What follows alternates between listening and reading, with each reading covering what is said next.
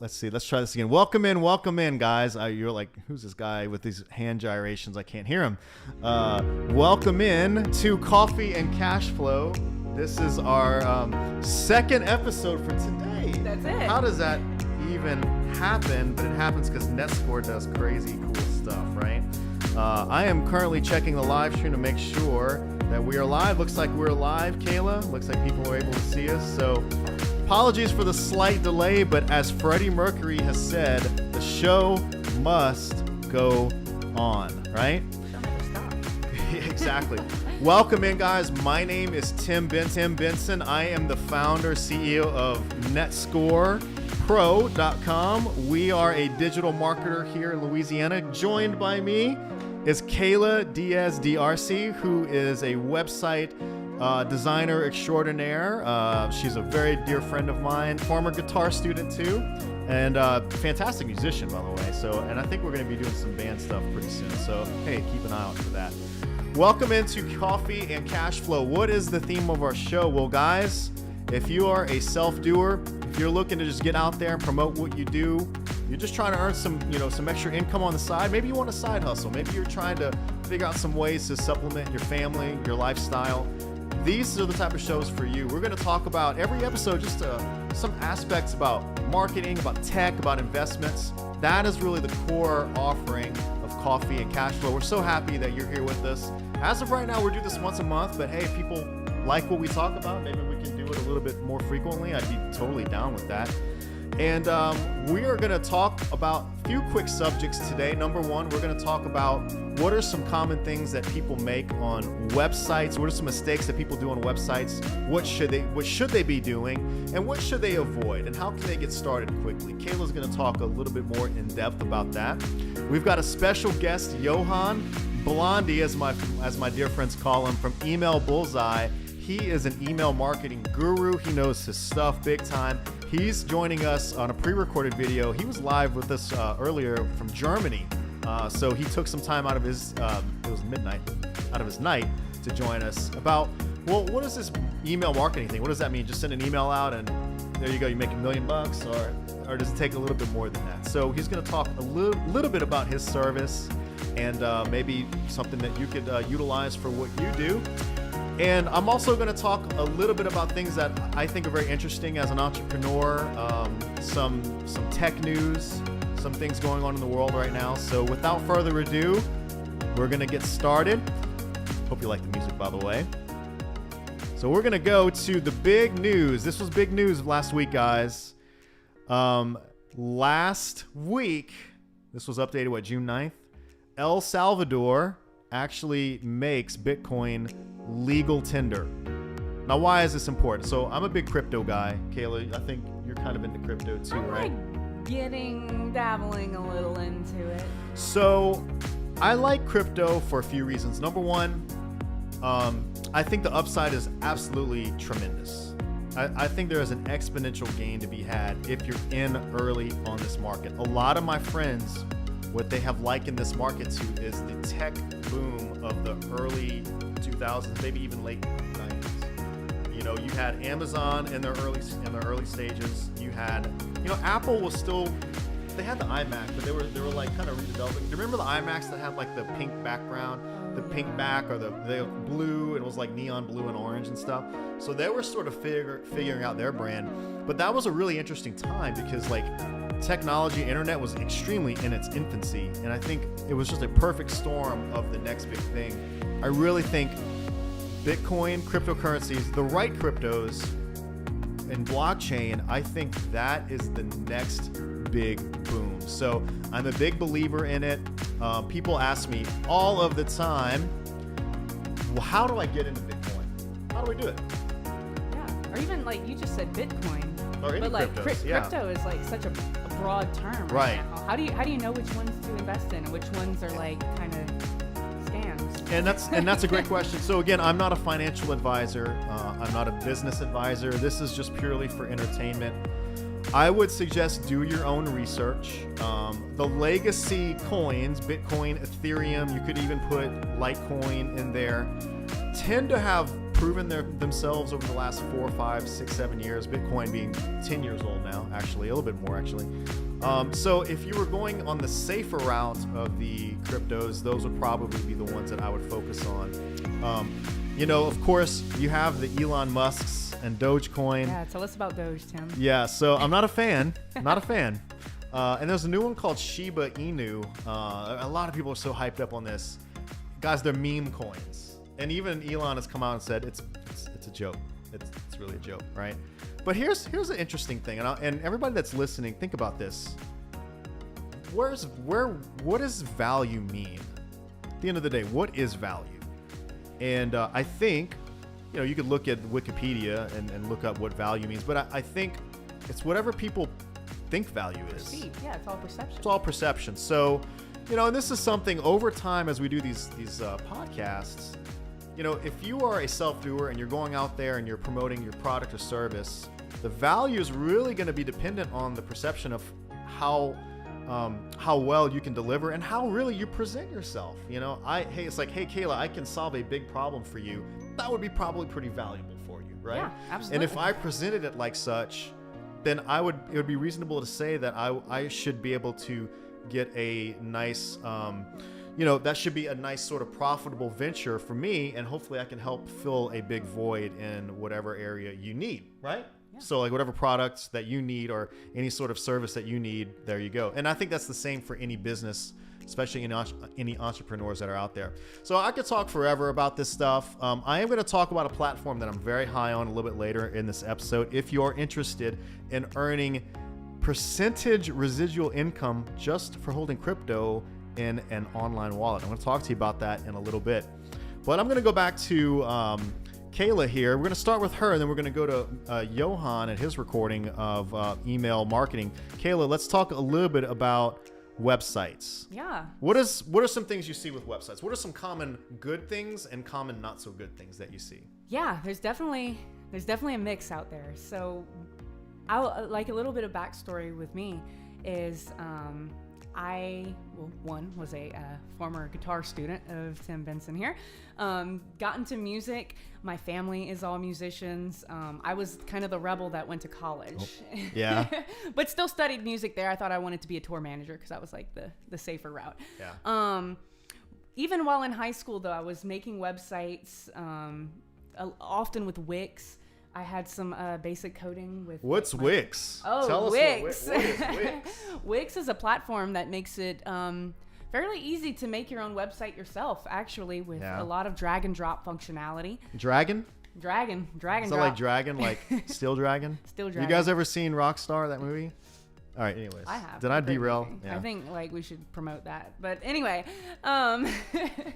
yeah, so I started building websites, and what actually turned me away from building websites full time was Wix. Honestly, in high school, I was like, well, anyone can make a website now. I shouldn't be a web designer. I should go be a tour manager. Let's do it. Yeah. Yeah. But then turns out I was so wrong. People need help with websites. Even if it is drag and drop, it's still business owners have so much going on, right? It's like you have to be if you're just starting out, you have to be your own accountant, your own salesperson, especially. You have to be your own legal person half the time. Right. And then you don't want to be your own web designer. So that's just like one more thing. Yeah. So there's certainly a lot of good out there and a lot of bad, for sure. One thing that I see on websites is I go onto their site and it's like explosion of bad photos like everywhere, Yes. Sorry. You're going to have to change that, Yeah. Not good. Because here's the thing, you're confusing your customer. Absolutely. And there's no clear and I see like a million buttons and options, and if anything, you want to simplify it, right? Yeah. So the top things that's first on my list to hit on is photography, actually. Okay. Tell us about that. Yeah, photography is such a big thing, right? Because a lot of times you have two options typically when creating visual interest on your website. You have photography or you have illustrations. And a lot of businesses that are offering services, or specifically businesses that aren't a software as a service, lean towards photography. Right. So it's like, okay, well, what's photography? There's good photography and there's bad photography. Right. You definitely want to make an effort to have high quality photos on your website. Yep. Your website is often the first impression that a potential customer has with you, with your business, with your brand. So you want to have that good first impression, because that means everything. Right. And photography is usually the first thing that is showcased right there. So do I have to go out and buy like a $3,000 camera? Absolutely not. 2,000? 2,000. Okay, 2,000. Sure. Yeah, no. Okay, we'll do 2,000. That would be insane. Fortunately, technology has gotten significantly better over the times. Yeah. We joke about you don't want to have pictures with your like Nokia brick phone. It can play Snake on it. That's about it. Hey, don't want that. don't clown my Nokia phone. So I said, I bet it still works. I bet if you take it out, it still works. Apple can't keep up with that, man. Oh no, Apple can't stop that. Can't even dream of slowing down the Nokia brick. I don't even know what model it's called. Yep. But fortunately, Apple, Samsung, all of Google is another one with Google Pixel. All of these new smartphones are prioritizing cameras on their phones. Your camera probably has a 10 megapixel camera on it right now, and that's even kind of on the low end at this point. Right. So if you can take pictures with your iPhone, it's not the worst option, honestly. Yeah. It's a very affordable, cheaper way to get started. Right. Yeah. No, I love it. And you can always get stock photos to place temporarily. Right. And look, if you don't have good photos, do what you have to do. We use stock photos when we need to, but it's always good to get good organic photos, and nice lighting goes a long way. So just make sure you're in a very brightly lit area. Can't go wrong with that. And what are some other things too? Yeah.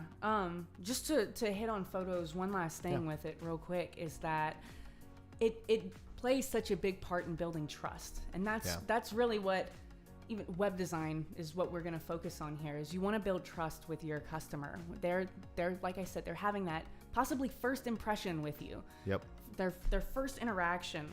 And while stock photography is good, it's better than some pixelated, like poorly lit photo. Right. You can get some decent photography. There's websites like Unsplash and Pexels that have some free options, but granted, they get used a lot, so you'll start picking out. You might see some that other people are using. Oh, yeah, on their exactly. Site. Yeah, so no stock photography is going to be able to convey what you are capable of conveying with your own photos, your own professional photos. So definitely, that's step one to consider, I would say. Very good. Real quick note here. Lauren says our audio is okay. Our video may be a little laggy. So we'll do our best to hopefully not affect the whole entire show. But if you can hear us fine, great. Hopefully you can pick up some great tips here. We are still refining this whole thing, so hopefully in the next few shows we'll get this dialed in greatly. I'm not right in the city, so it could be my Wi-Fi is a little bit slower than we want, but hey, the show must go on, like we say, right? Sorry, go ahead. Yeah. Next up, what do we have? Next up, this is a big one. It is white space. What is that? Yeah, it kind of makes some people's skin crawl, I feel like, which is kind of shocking. So white space, also referred to as negative space, is the space that's around what's creating visual interest, right? Yeah. So your text, it's around your photos, it's all of the space that doesn't have like something on it. And it is essential to good design. It truly is. What are some sites that do it right? Oh, any major brand you can pretty much look at. I know Apple's usually pretty good about it. Apple's is always the go-to. They are Apple and I would even say Uber are very great at utilizing white space, right? When you think of Apple and Uber, it's just white and black, right? That's what comes to mind. And it's just usually white space and their product. Right. And that's the statement. Like, our stuff is good enough. Like, right. Yeah. Yeah. And so leveraging that white space is so important because it makes content more legible. So this is a big thing. I work with a lot of businesses that they just want to have all of their content like everywhere. And like literally in the first upper part of the homepage, it's like, yeah, above the fold. It's just like, we want to say everything because it's all important. And, it's that's a problem. Right. It's a focus problem. Yeah. Absolutely. You want to use white space and leverage it in a way that helps users navigate through your website, flow right through it, get them focused on what you want. Get in the flow. Yeah, get in the flow. Got to get in the flow. That's what it's all about. It makes that content, like I said, more legible. If you have white space around it, they can focus on just the text that they're reading. I have a little stat here. It actually increases She brought stats. I brought stats. I come ready. Having white space around your text actually increases user attention by 20%. So that's cool. That's very significant versus if you have all of this text jumbled up and a photo and everything and there's no break on it. Right. You're going to get aggravated and leave. I mean, think about it from yourself, like from your point of view as a consumer. Just about everyone's a consumer, right? If you get on a website and they want you to read like 27 pages when you're trying to learn something new about them, you're going to be like, no, this is bogus. I'm leaving. Goodbye. Right? Yeah. So it's all about leveraging white space to create that natural flow that users can navigate your website and learn about what's most important, what you're trying to showcase, get them through that conversion funnel. The feng shui, right? Feng shui. The feng shui. Feng shui. Is that how we pronounce that? I think so. Let's see if I can adjust the bit rate here. I'm just going to experiment. Nothing like doing an in-stream experiment with making sure we're not too laggy. I wonder if that will help. The Bitcoin. The Bitcoin, yeah. Plug in the Bitcoin. Plug in the Bitcoin. To the moon. Yep. Let's see. I'm going to check our video settings real quick here. Sorry for the lagginess. I'm using a new program here, guys, so just bear with me. I know I'm probably going to get a ton of like, dude, your podcast is garbage. That's okay. I do not mind the criticism. I will get it better. Thanks for your patience. Okay, 4,500. Let's see. Let's see if that's a little bit better. No, doesn't look like it is. Okay, well, we'll just keep rolling. I think the audio's fine, so. Yeah. You just may have to listen in your car, not on your mobile device, streaming live video. However you're listening. However you want to listen to it, yeah. Close your eyes. Close your eyes. There you go. There you go. Cool. All right, so we talked about white space. Yeah, we talked about photography. Photography. About white space. What else? Consistency. What is that? Simple as that. Simple as that. Headings, paragraphs, your text, your typography, your buttons, your colors, everything. It all plays into consistency. And you want your website to be consistent. You don't want...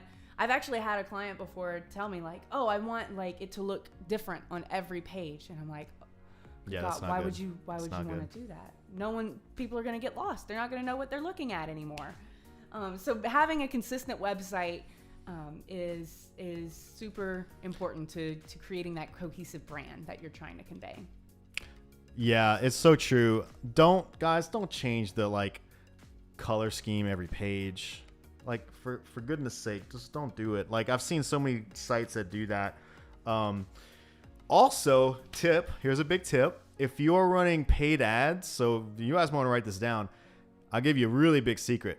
If you are running a paid ad from a Google, like Google Ads or Yelp or wherever, the headline that you use in your ad should be one of the main headlines on your homepage or on the landing page. That's called congruency. Here's why. Let's use the lawn example from earlier. Yeah, that was this one. We talked about the lawn service. Let's say my headline says, fast, affordable lawn service weekly. Cool, that's the headline. I need that. I need to get my grass cut. Click here to learn more. Great, I click here. What's one of the first things that I need to see on that page, Kayla? Fast lawn service here. Because I, as the consumer, just want to know that I've clicked on the right place. I didn't click on like, some random thing, you know, Right. like Craigslist, you know, like what is this, you know? You'd be surprised. Buy a new lawnmower. No, I need you to cut the grass, not me. I don't want the lawnmower, right? I need Exactly. you to cut the grass, right? Exactly. So Exactly. And it goes back to the main point here that it's all about creating trust. So having consistent design throughout your website is super important to building up that trust that you're a reputable site. Yeah. You're not, the Nigerian prince looking for. Shout out to my Nigerian princes out there. Shout out. Maybe And one day I'm going to claim that 300 million trust inheritance. Yeah, I just day. I haven't gotten around to responding to the email that he sent to me. Did you know he sent me an personally. email? I know it was conveniently located in my spam folder. Yeah, too, pretty where cool, All my right? important emails go. Yeah, I know. Well, great stuff, Kayla. I mean, guys, Kayla, she's developed, I don't know, 30, 40 sites at this point. We've lost count, to be honest with you. And you've worked, you want to talk a little bit about some of your other places you've worked at previously, or are we going to? Yeah, I can. Oof, Oh, that was a sorry. no, actually. I think that was a no. No, I'm kidding. No, that's a list. Well, do you want to talk about some of who you're working with right now? Yeah, I can Is get that, are there. you like, Yeah, is that top secret? We'll Okay. build up to that. Let's build up to it. Okay. Yeah, so I've actually had like very non-traditional career path where my first job was in radio. I was actually a radio personality for 7 years. And that was my first job. Good. Yeah, it was super fun. I had to learn how to talk in all kinds of different ways. It was really fun. Awesome. After that, I started working for a startup, a local startup here, actually called Waiter. They're a competitor to Uber Eats, DoorDash, Grubhub, Favor, things like that. But they were one of the first ones actually to market with that. Like I remember, Good.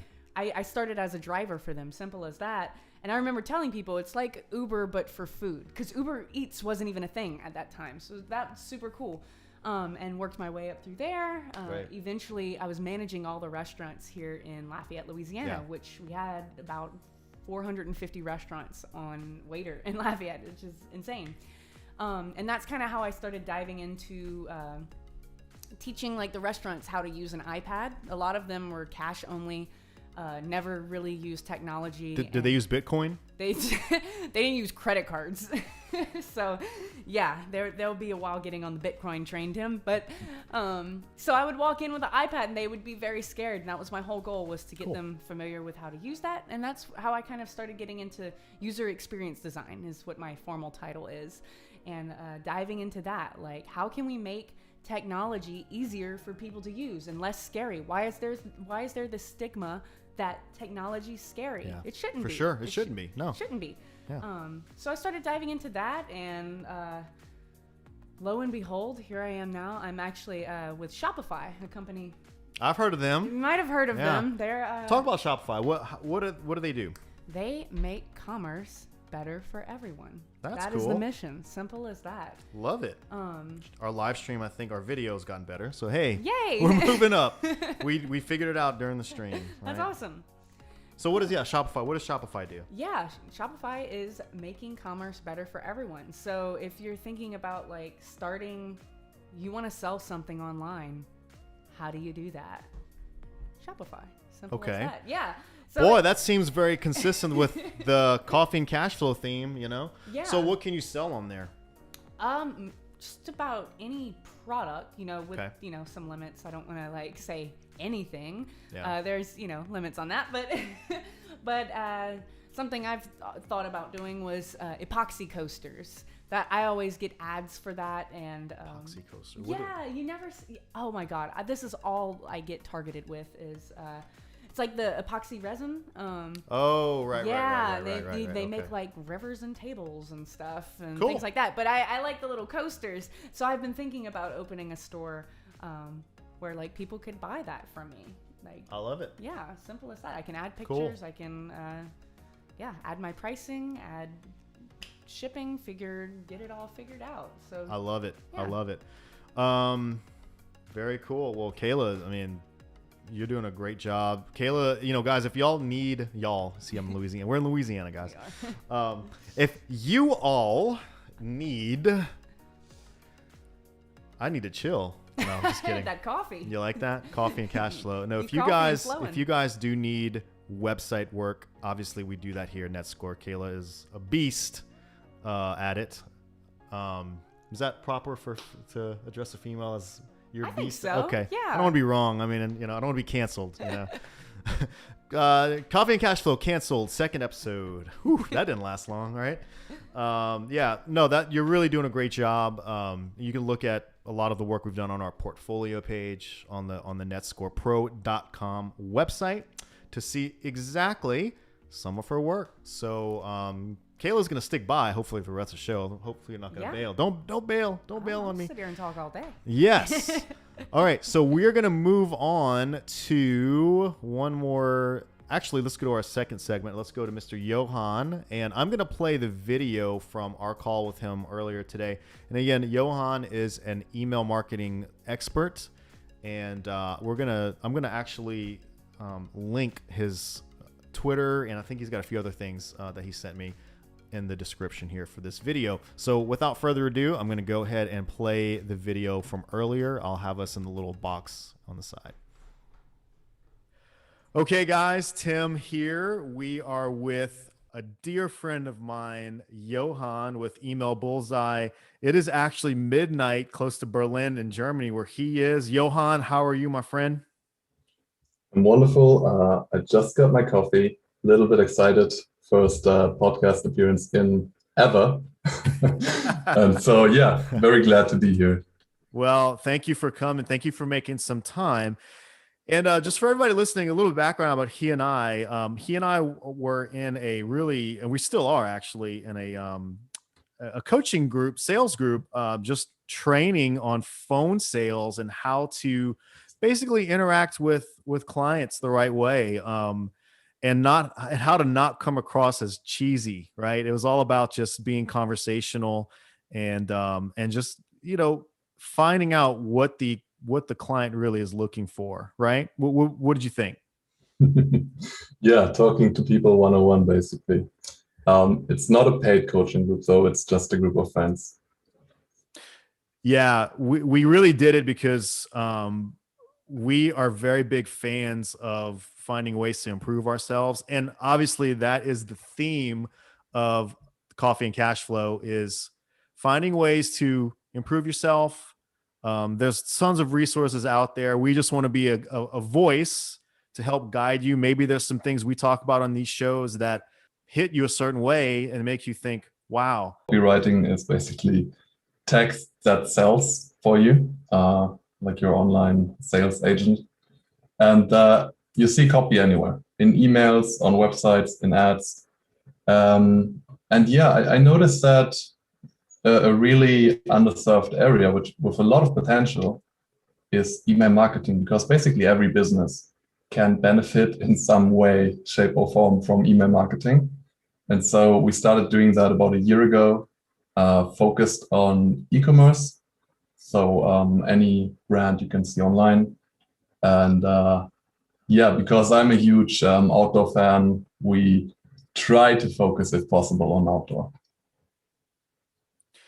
Yeah, that totally makes sense. And okay, so you hear email marketing. I have people that I work with and clients, they always have a sort of a puzzled look on their face because they're not quite sure, what does it mean? Okay, so somebody is interested in my service. I just email them a quick hi and hello, and are you ready to buy? I mean, is that how it works? There's a little bit more to it than that? Yeah, basically every time I tell someone what I do, hey, I do email marketing, there's this confused look on their face. Wait, you're the guy who's spamming my inbox.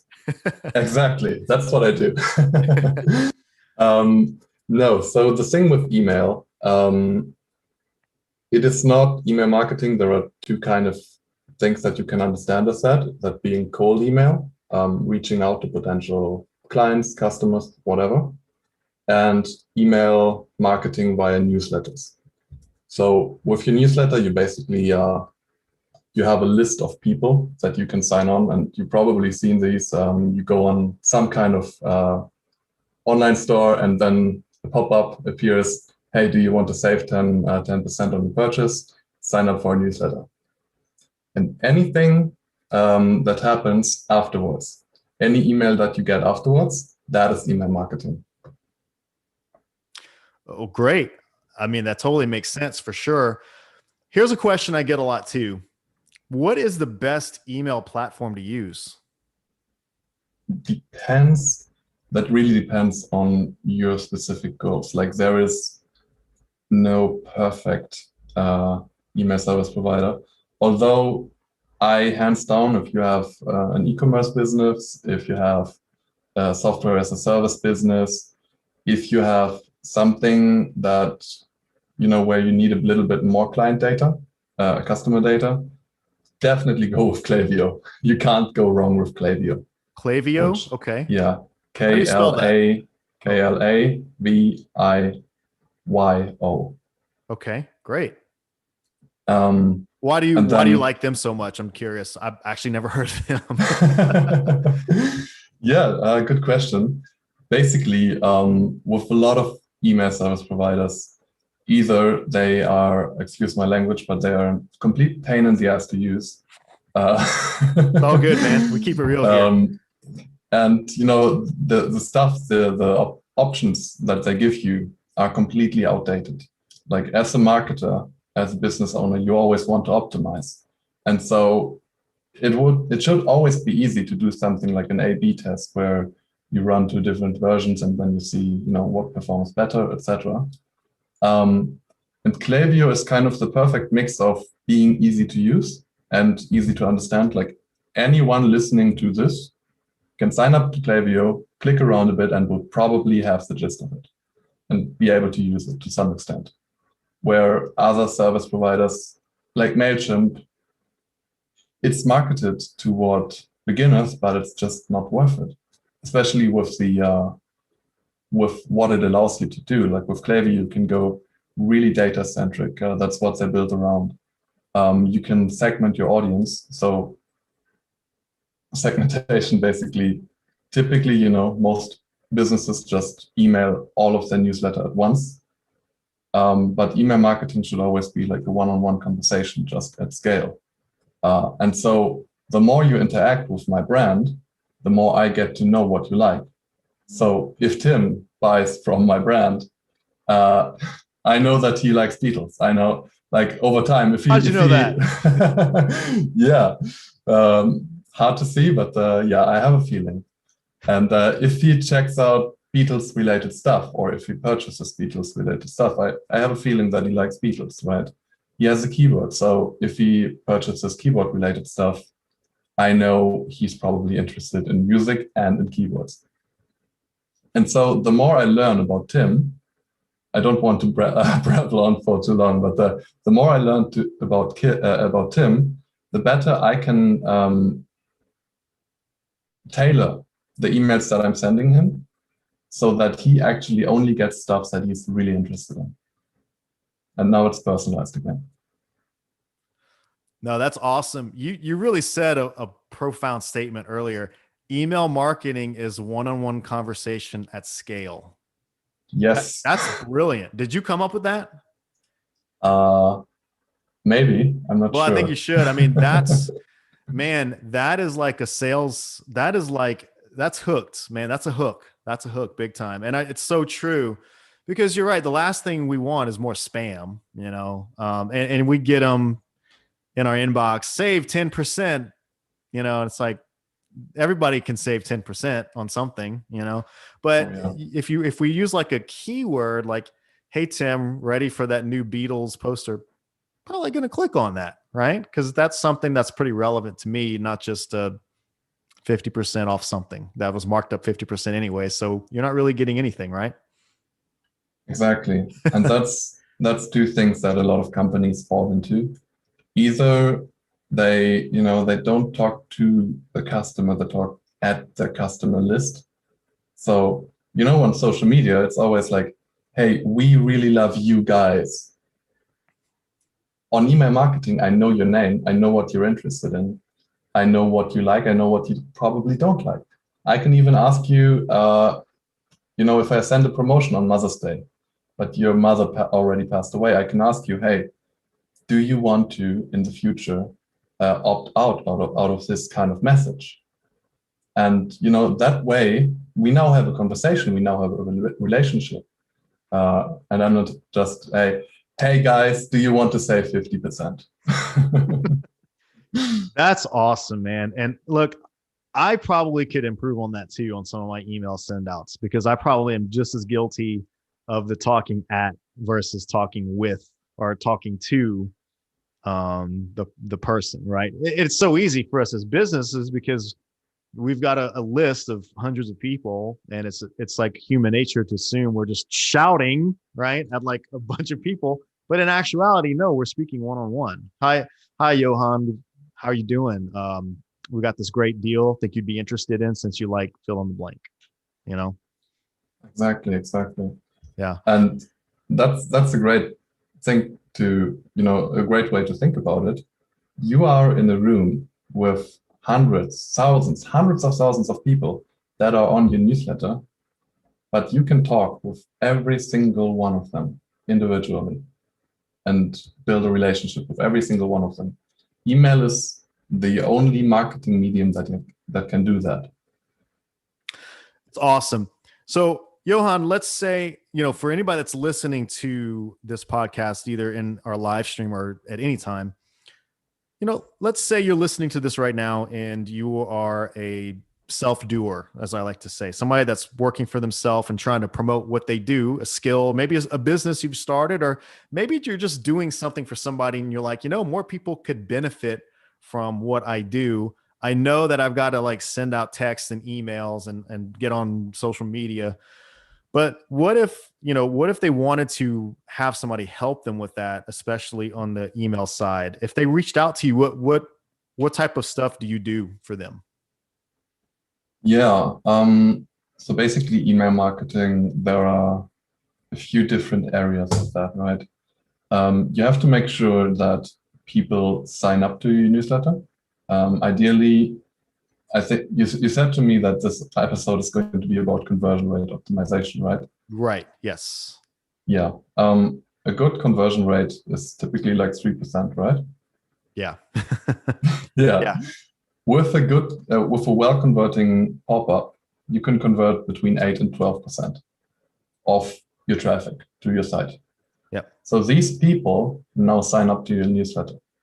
So that's the first thing that has to happen. Second thing, your emails have to arrive, and they have to arrive in the inbox, or if the person doesn't want you in the inbox in the promotions. You don't want to land in spam. That is the second thing. Right. Third thing, well, now you're on my email list, right? Yep. Would you like it if I ignore you? No, probably not. Probably not. Exactly. And so the next thing is automations, email flows, as they're called in Klaviyo. Basically, depending on actions you take, I can make an automated email sequence that will trigger if, as an example, you visit my website, look at a product, and then click away and don't buy. Or you visit my website, look at the product, put it in your cart, go to checkout, and then something comes up and you never complete the purchase, right? Right. Or you sign up to the newsletter, and now I send you a welcome sequence where I properly introduce myself and make you aware of who I am. Like, now we have a connection. Now you are aware of what I do, how I can help you, that kind of stuff. That's amazing. I had a question for you on the conversion topic. I get this a lot from actually myself, but people that we work with. Hey, Tim, how many email follow-ups should I do in a given period of time? Is there like a rule about that? Is that are you talking like in a welcome sequence? Let's talk both. Let's say a welcome sequence, and then let's say if somebody was just casually interested in what I had to offer, but they weren't ready to convert yet. What's like an acceptable amount of emails, or does it just go on forever? Short answer, there is no acceptable amount of emails. Okay. There's been a study on that kind of thing where depending on how good and how relevant the content I send you is, you will not notice how often I send. So if I send mediocre stuff every few months to you, you look at your inbox and be like, this guy again. Nah, I finally have to unsubscribe that, right? But if I send you highly, highly relevant stuff that you really enjoy, I can do it weekly. I can do it daily even. Daily That's is awesome. a bit overkill. Yeah. But you can, that's something that you just have to test and that you have to adapt to your own brand and company. Okay, that's a great answer. That's a really good answer. And to add to that, a common pitfall most companies fall in with the email marketing, well, they just don't do it. Like when you sign up, you get a message, yeah, we're not going to spam you. And then the owner's like, I don't want to spam them. And then they send out like an email once a year.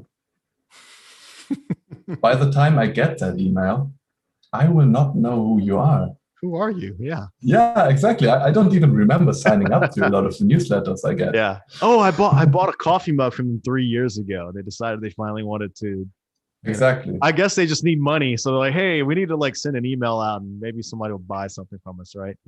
No, that totally makes sense. No, that is really good because I get that question a lot. And for those that may not be familiar, Dan Kennedy, very famous direct response marketer, his famous quote was, "You keep marketing until they buy, die, or beg for mercy." So I don't know if that's a great or not great answer, but that's his answer. So it is what it is, right? But I do see that happen too, where it's like 10 light years later, I get an email from a product I bought, decades ago. So, Exactly. Yeah. So Johan, just to wrap this up, thanks again for your time. Everybody listening in, this is Johan. We're speaking with Email Bullseye. How can they find out more about you and what you do? Yeah, good question. I'm still unfortunately waiting for a new website to go live. So if you currently type in email-bullseye.com, you will not find us. Okay. Currently, we are under bullseye-persuasion.com. Okay, great. And we'll send the link in the description too. Awesome. And you can also find me on Twitter or on LinkedIn. On Twitter, I am at bullseyeblondie. At Bullseye Blondie. That's right. Exactly. Name goes way back. I love it. Good. And we'll share, obviously, all of your links in the description too for our show. Any last words? Well, that sounded kind of dire. Any closing words? We're not going to a firing squad here, I promise. Any last words? Any last words before you send the email out? That would be a great headline. Any last words, Johan, before you close this deal? Anyways, sorry. I get off. Actually, I like that. Yeah, thank you so much. It's been an absolute pleasure. Had a great time. I didn't even notice that the time was over so quickly. And love it. I wish you the best of luck with your podcast. And I wish everybody who's listening that they learn a lot from Tim because he really knows his shit. Oh, you don't have to say that. I appreciate that. I'm just a student of the game like we all are, right? Student master. Johan, thank you for your time. And we will for sure do this again, okay? So wonderful. I look forward to that. We may do it with, hey, I have an idea I want to run by you.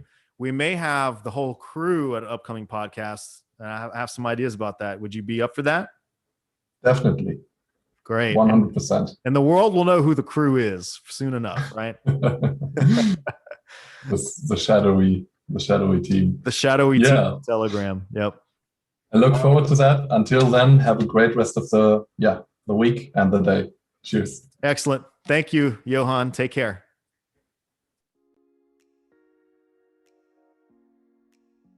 That was our good friend Johan with Bullseye, Email Bullseye, and really, really awesome interview. Just talking about email marketing.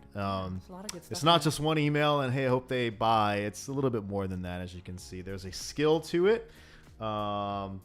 Lauren says we have laughed at this podcast more than any of the others. Wow, that's great. coffee jokes and cash flow. Who I knew guess. we were Yeah. funny? I didn't. Trust me. I'm like the most unfunniest person I know. Girls you can't know? be funny. So, all right, guys. So I really appreciate you all tuning in for sure.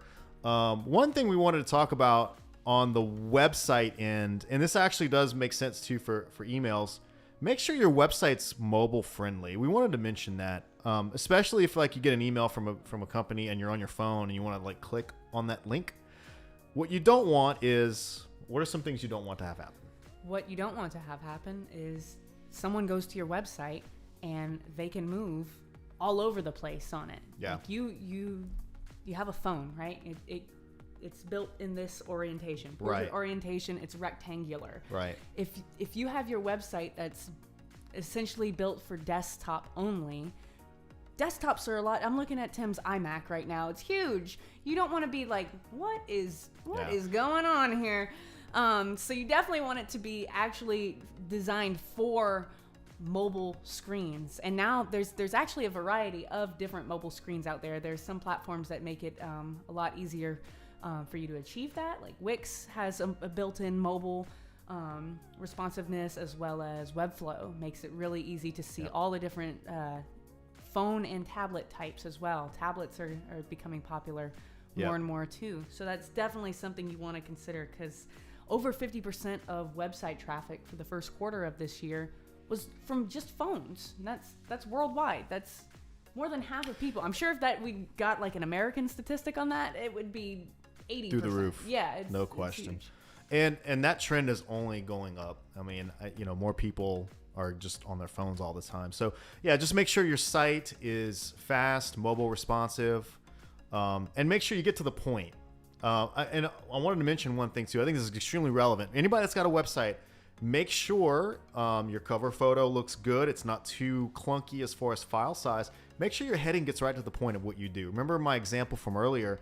If I'm running an ad about lawn service and the ad headline says, do you want somebody to come to your house and cut your grass that's reliable? Great. Click here. I click on the site looking for fast, reliable lawn service. I want to see something like that. And Google is rewarding sites that get to the point faster now. They're actually they're looking for content that's extremely relevant to the user's click experience.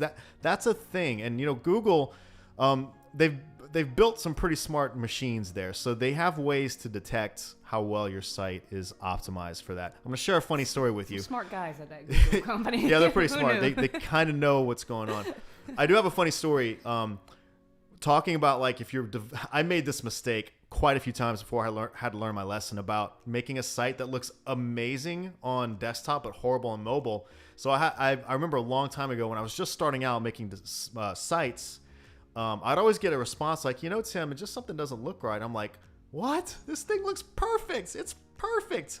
And they're like, no, see, if I'm on my phone, and I go, oh, yeah, let me check that out. And like, dude, the menu was like at the bottom, and it was like the pictures were sideways. I'm like, true, but if you look on the desktop at 12:01 at high noon at the right angle, the website is flawless. Just don't look on your phone, right?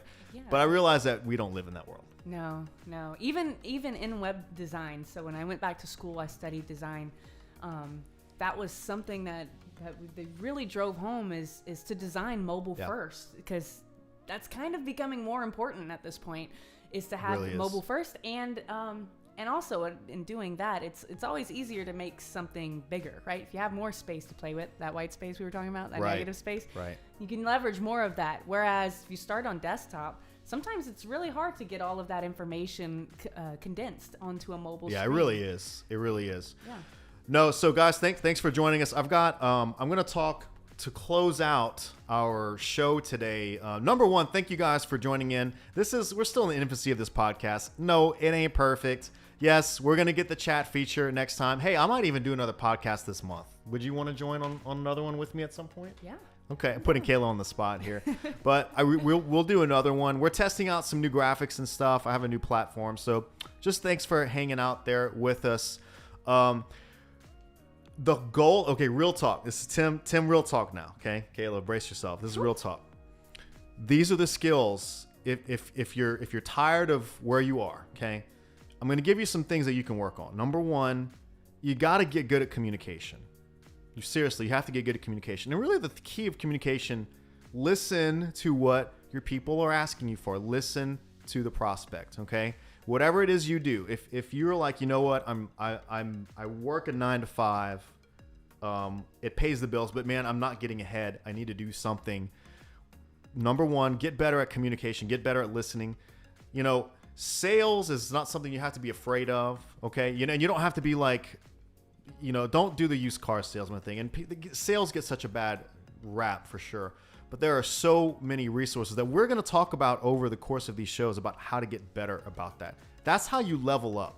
You know, your friends and the people that are in what they do, they're going to stay at one level because they're just resigned to do what they do, and that's fine. But if you are listening to the show and you want to try to level up, and I will use that analogy, communication, learn some sales, learn some copywriting. What is copywriting? It's sales on a letter, on an email, okay? And it's about communicating why your product is an emotional value to that prospect that might be interested in what you have to offer. How can you benefit their life? And that's a skill. And believe it or not, you can get really good at it. And I'll give you a secret. If you get just halfway decent at copywriting, you're going to be ahead of like 90% of the world. Seriously, it's that crucial. And in today's digital world, those are skills that are going to be highly sought after. Also, any sort of digital platform, whether it's social media, you know, either here on YouTube, if you can find a way to communicate what you do, that's the new frontier. This is the new Wild West. This really is. So it is your opportunity. This is your time. This is your time, guys. I talk a lot about crypto. There's a reason for it. That time is about to happen. I'm here to tell you, Tim Benson, this is not financial advice. That time is about to happen. I want this to work for you guys. And to end on that, I'm going to show you a awesome thing if you're interested in getting into crypto. Let me see if I can pull up the screen here. It's this platform. Cue the music. I think that's a little loud. Okay, I'm gonna take this final opportunity to talk about Voyager. Okay, what is Voyager? Voyager is an app on Android and iOS where you can create an account, you can buy crypto, and they have a reward program for just holding certain coins that you're going to get an interest residual every month. That's huge. As of right now, if you own, like, I don't know, there's a token that's native to this platform. It's called the VGX token, okay? And if you own certain amounts of it, your interest rewards go up even just for holding the VGX token. I'm here to tell you this is a great platform, and here's why I like it. It's not just an exchange where you buy a crypto for a certain price. Voyager has a very interesting, unique selling position. They are a crypto brokerage. They communicate with about 10 other exchanges. So if you want to buy crypto, they will actually find the best price from other exchanges. They have a routing AI system that finds the best price. So if you want to buy Bitcoin, you say, great, I have $100. Let me try to buy Bitcoin. It's going to find the best deal for you. It's going to get you the most Bitcoin for that $100. It's an amazing platform. It's in its infancy right now. And here's why I'm high on it. The CEO, Steve Ehrlich, I'm a huge fan of his. He was one of the founders of E-Trade. He was one of the guys that started E-Trade. And their CTO is one of the guys from Uber. So, and they are a New York exchange traded company. Not many cryptos. Coinbase is the only other one that just had their initial public offering about 2 months ago. Voyager already has beat them to the punch to that.